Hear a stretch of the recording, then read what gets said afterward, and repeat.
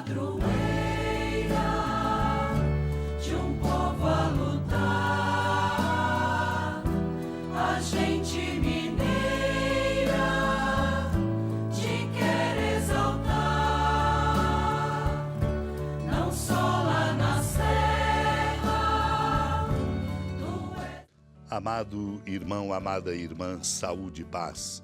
Congregados por graça de Deus aqui ao redor da amada Mãe Maria para proclamar a palavra, hoje celebramos a bonita devoção ao Sagrado Coração de Jesus nesta primeira sexta-feira do mês, para renovar que somos convidados todos a ter em nós os mesmos sentimentos de Cristo Jesus. Somos seus discípulos e discípulas. Esse é o nosso compromisso, ter em nós os mesmos sentimentos de Cristo Jesus, para sermos discípulos e discípulas autênticos, continuadores e presença amorosa dele no meio de nós. Preparando-nos para proclamar a palavra, lembro aqui dos comentários sobre os Salmos de Santo Agostinho, quando ele diz: há pessoas que se consideram fortes não pelas riquezas, não pela força física, nem por qualquer outra dignidade, mas pela confiança na própria justiça. É preciso evitar, temer e fugir deste gênero de fortes, ao invés de imitá-los.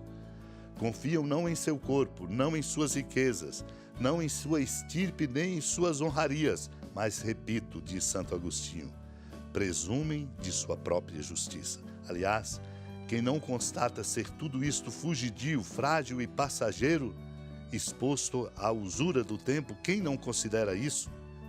Esta espécie de fortaleza impediu os judeus de passarem pelo buraco da agulha. Assim, considerando-se justos, julgando-se íntegros, recusaram o médico e mataram o próprio médico. Não são estes fortes e sadios que o Senhor veio chamar, pois ele diz: não são os que têm saúde que precisam de médico, e sim os doentes. Eu não vim chamar os justos, mas os pecadores. Eram robustos os que censuravam os discípulos de Cristo pelo fato de seu mestre visitar os doentes e comer com os pecadores. Por que, perguntam eles, vosso mestre come com os publicanos e pecadores? Santo Agostinho diz: ó fortes, que não tendes necessidade de médico, vossa robustez não é indício de saúde, mas sim de insanidade. Deus nos preserve de imitar-los. Receemos que alguém nos tome por modelo, sendo desse modo. O doutor da humildade de Santo Agostinho quis compartilhar da nossa fraqueza para fazer-nos participantes de sua divindade. Veio para mostrar-nos a estrada, tornando-se ele o próprio caminho. Naquele tempo, partindo dali, Jesus viu um homem chamado Mateus sentado na coletoria de impostos e disse-lhe: segue-me. Ele se levantou e seguiu a Jesus. Enquanto Jesus estava à mesa em casa de Mateus, vieram muitos cobradores de impostos e pecadores e sentaram-se à mesa com Jesus e seus discípulos. Alguns fariseus viram isso e perguntaram aos discípulos: por que vosso mestre come com os cobradores de impostos e pecadores? Jesus ouviu a pergunta e respondeu: aqueles que têm saúde não precisam de médico, mas sim os doentes. Aprendei, pois, o que significa quero misericórdia e não sacrifício. De fato, eu não vim para chamar os justos, mas os pecadores. Amado e amada de Deus, o chamamento de Mateus deve reacender no coração de cada um de nós, primeiro a consciência de que somos chamados, você, eu, cada um de nós. Há dito a cada um de nós, todo dia, a toda hora, precisamos escutar: segue-me. E ao mesmo tempo, o Senhor que nos chama entra na nossa vida, nas condições concretas de nossa vida, sem idealizações, assim como fez com Mateus. Por isso, entrando na vida dele, e ele, tendo escutado, segue-me, se levanta, segue a Jesus. E recebe-o na sua casa. Recebe-o na sua casa e faz da sua casa um lugar, ponto de encontro fundamental, também de cobradores de impostos e de pecadores com ele, Cristo. Causando admiração aos fariseus, que perguntaram: por que vosso mestre come com os cobradores de impostos e pecadores? O Senhor, que ouviu o que eles tinham dito e perguntado, Mostra-lhes a verdade. Aqueles que têm saúde não precisam de médico, mas sim os doentes, para nos ensinar a vencer todo tipo de preconceito e saber que quem está doente, quem está caído, quem está no pecado, precisa receber a força para se recuperar.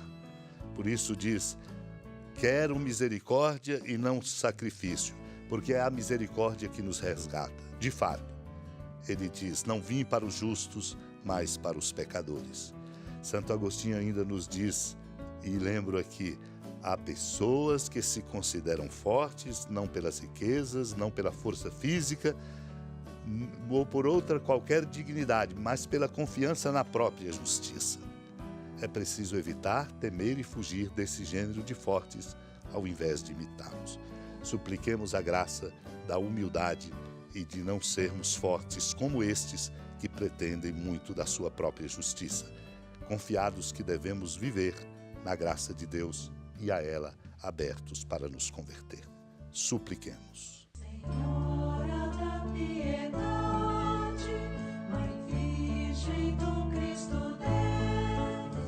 Lembrai-vos, ó piedosíssima Virgem Maria, que nunca se ouviu dizer que alguém daqueles que, tendo recorrido à vossa proteção, implorado a vossa assistência e reclamado o vosso socorro, tenha sido por vós desamparado.